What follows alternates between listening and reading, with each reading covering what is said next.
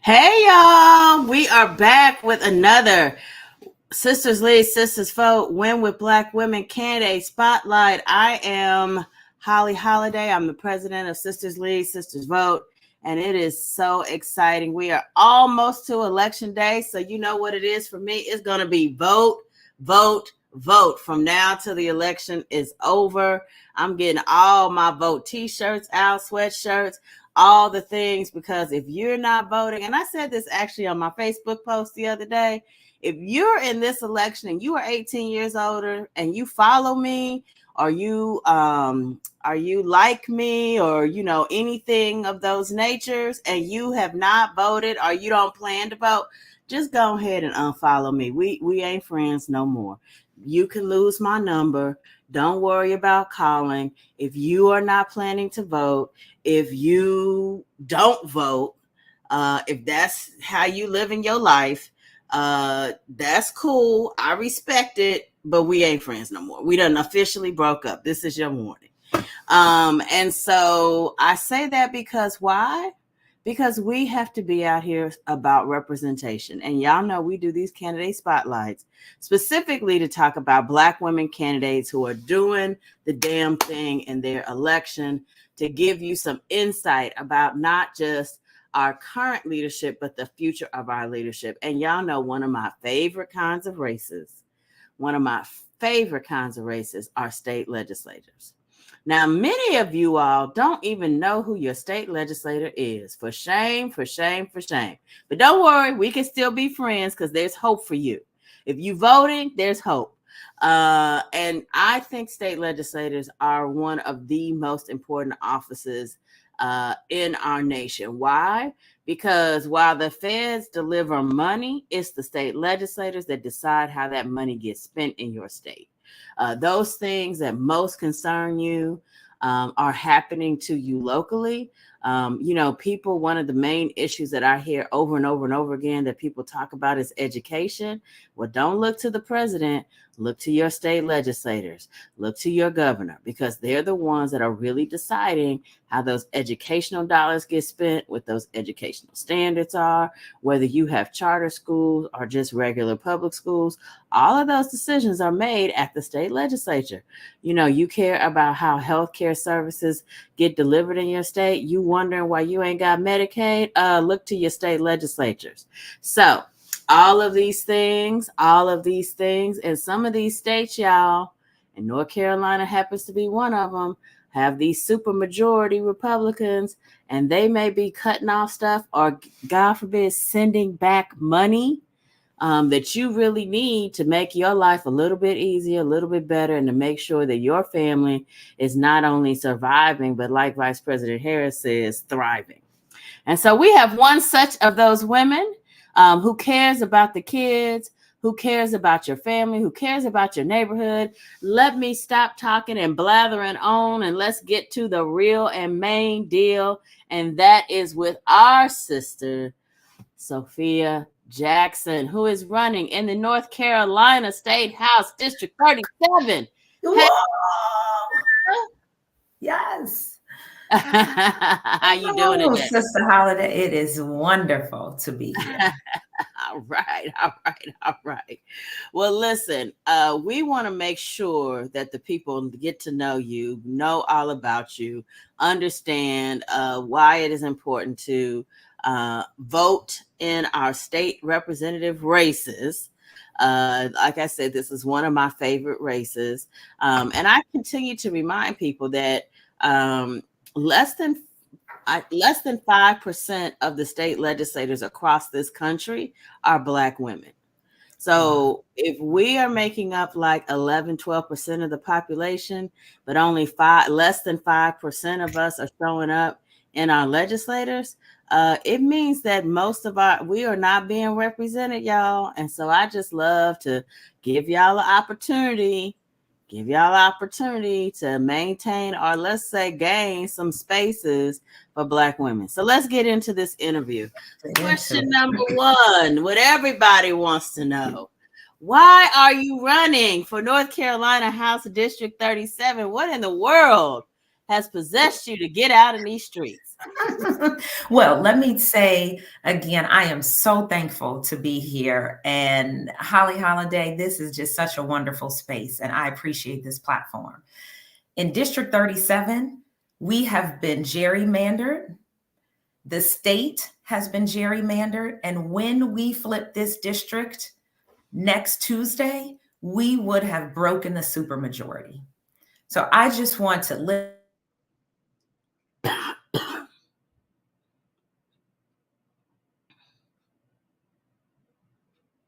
because when there is a concentration of power like there is in North Carolina, we see all kind of things going crazy. So I am just proud to be in service of breaking the supermajority. But why did I say yes? Honestly, I want to do just a little bit more to bend the moral arc toward justice, the moral arc of our universe toward justice. I left the corporate world in service of that. I wanted to have a purpose-driven career, and I got into the nonprofit space. I've been there for 20 years. Specifically, I've been in the childcare space and the early childhood experiences world, because I believe it is the root cause of everything that we experience. And so having left corporate, spent 20 years in nonprofit, I have been feeling like I'm running uphill in this nonprofit space, advocating for children and child poverty. And what I discovered is that really I need to be down on what we call Jones Street in order to make better policies and determine not only how our money is spent, but how much money this state has to do its job. So I feel called to this service because I want to make the nonprofit world a little bit easier, create more fertile soil. I want to be a fierce advocate for children and ensure that our state does right by its youngest residents. And that's why I said yes.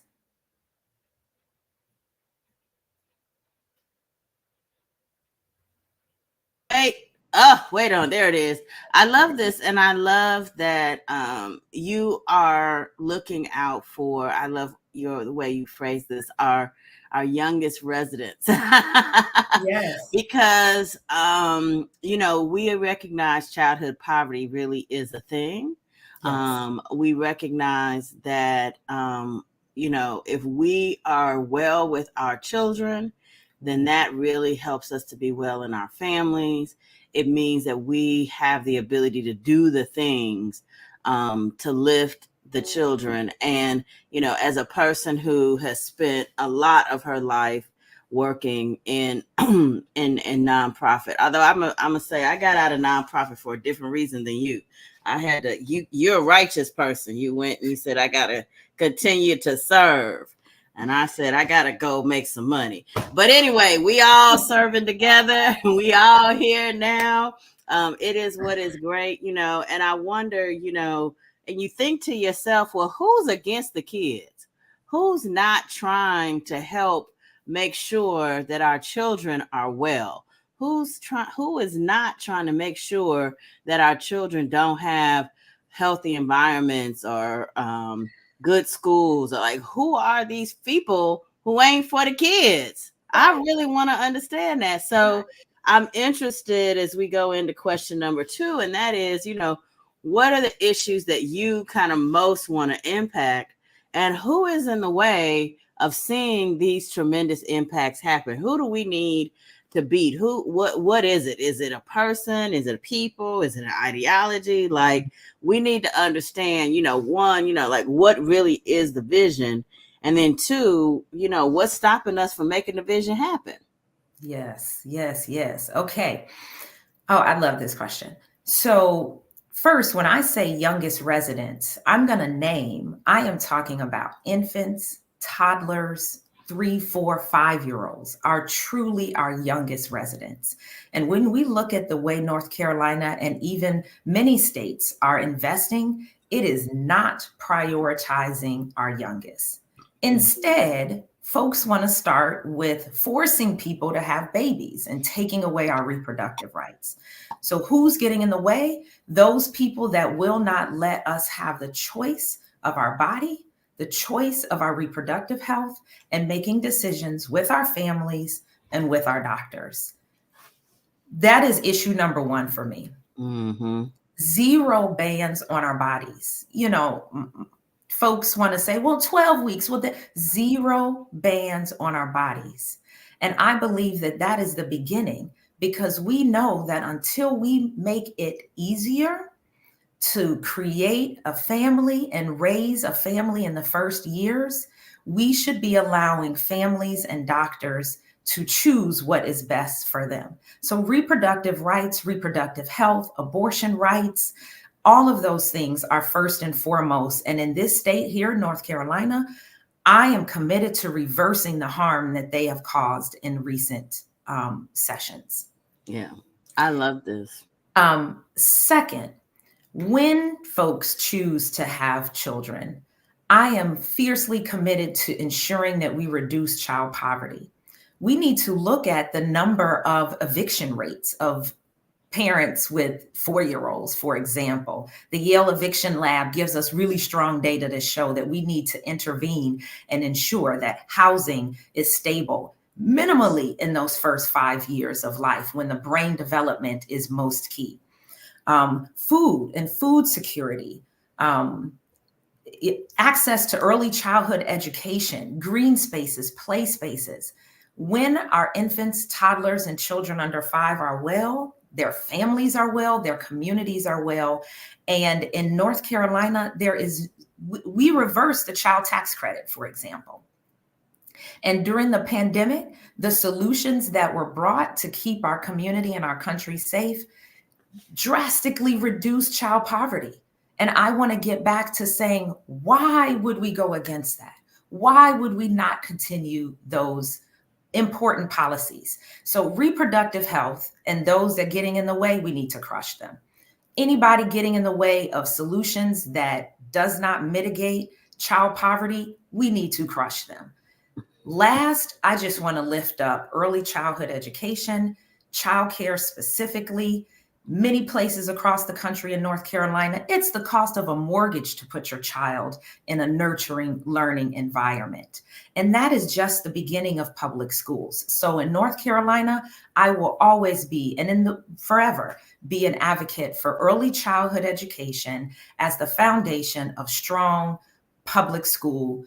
And all of these things, Holly, are just not happening at the rate that they should be in North Carolina. And when I'm elected, I will make sure that we remove those barriers and fiercely advocate and bring more people into this conversation to bring about change for our youngest residents. I love, Listen, when you said we have to crush them, you are speaking my language. Yeah. I am all about that, because there are some things.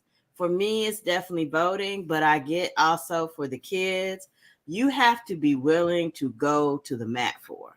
Yes. And I love that sense of passion, just being very clear and focused. There are some things that we can compromise on. There are some things that we can have some discussion on, but wellness of our children ain't one of them.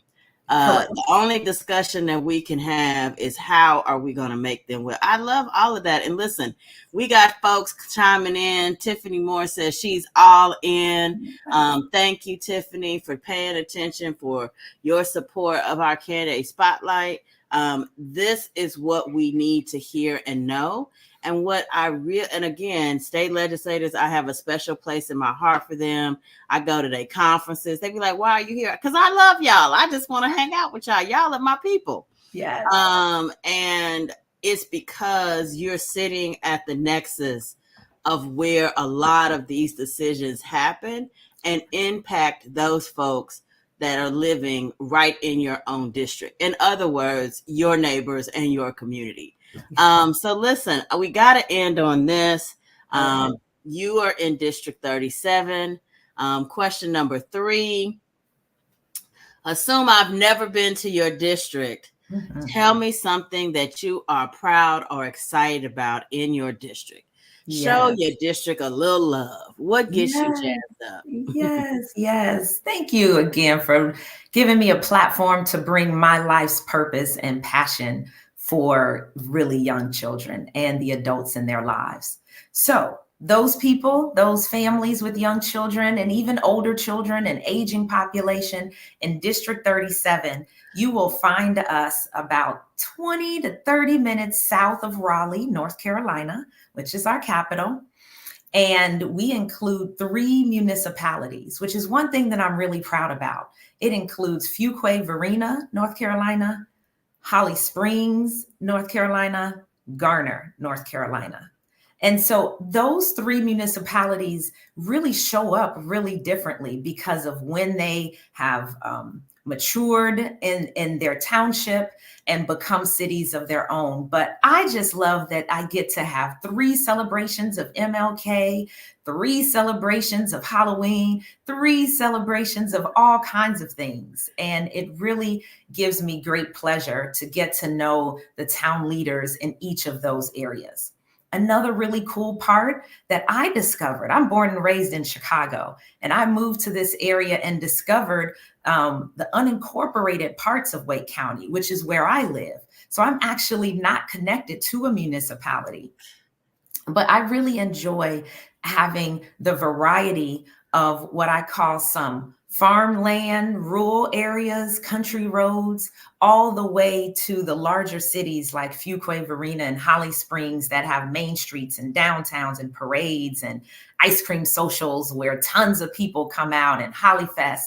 So I would say that this part of Wake County is the fastest growing in the state and in the region. It's the like untapped area of the Raleigh, Durham, Chapel Hill area. So we're growing. So y'all come on down.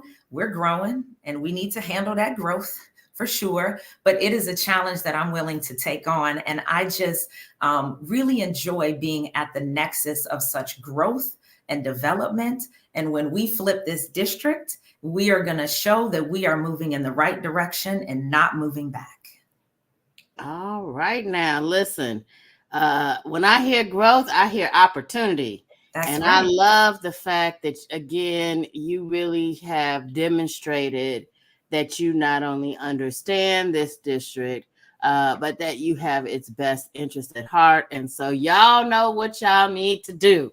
Everybody listening, and we got a lot of folks listening to us live, and others will catch us on the replay. But either way, we have just a few more days.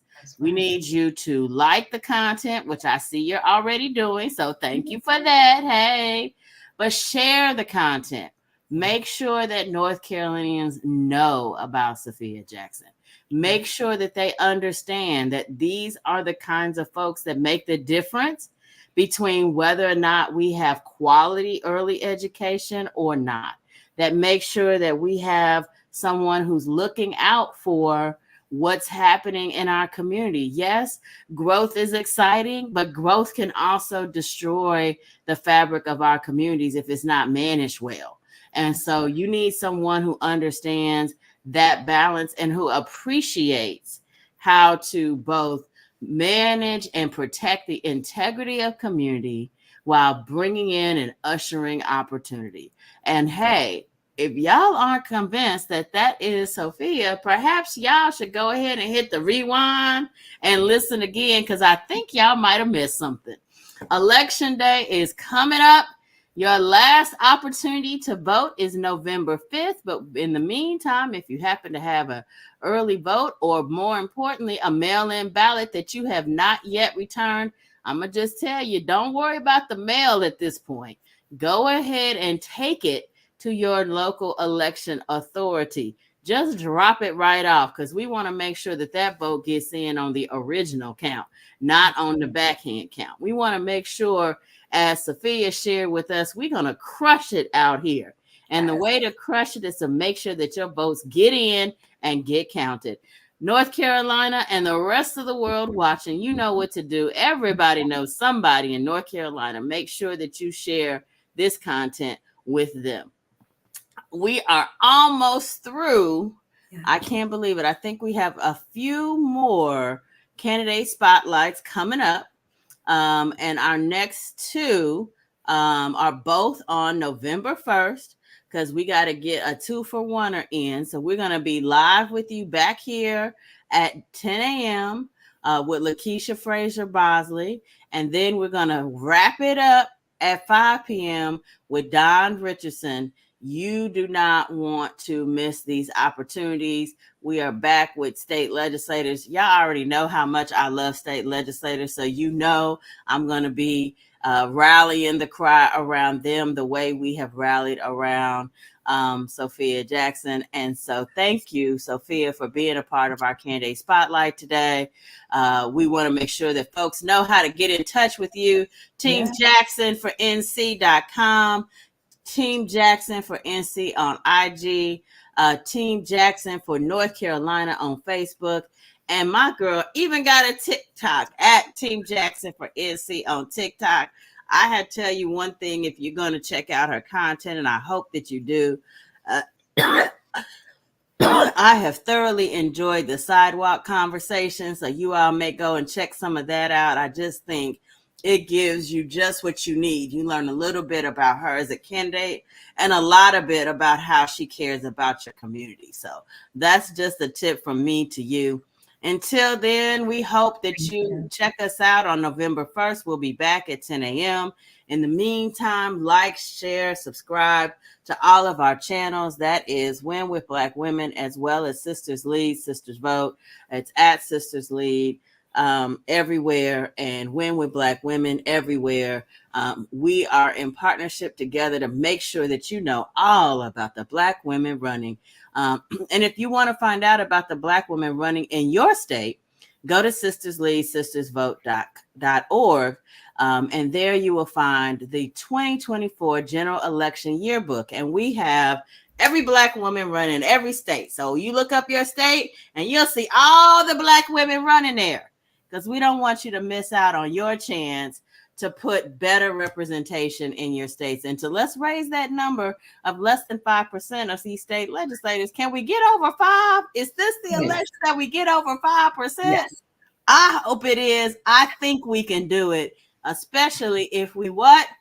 VOTE vote. All right, y'all. That's it for us. We'll see you next time. Bye.